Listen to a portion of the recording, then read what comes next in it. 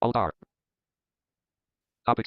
Hi, it's Dr. Robinson, and today I'm going to show you how to go from the Word Math editor. So you can either be completing this or a transcriber sent it to you, and you're going to select it all, copy it. You're going to paste it in the Braille Blaster editor, and we're going to change it from UEB Math to Nemeth code so it can be embossed out and the student can read a hard copy if they so desire. I'm going to go ahead and control home. Top assignment. Topic 6. R blank. 1. Use the product rule to simplify the expression. Write the math content open 4x to the fourth. Close times 3x.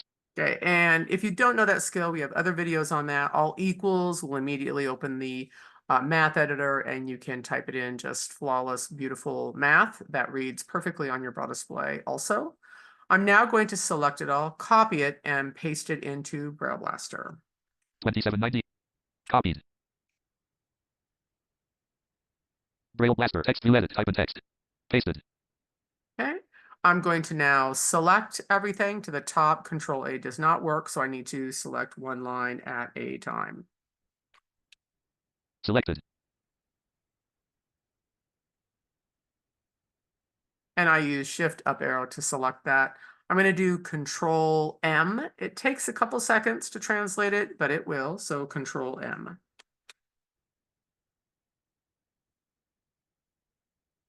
Control M. Body text inline MATHML. Okay. And now it changes into Nemeth code. For whatever reason, on the right-hand side, you actually see a little computer braille intermixed in there. Don't worry about that. It will emboss off perfectly.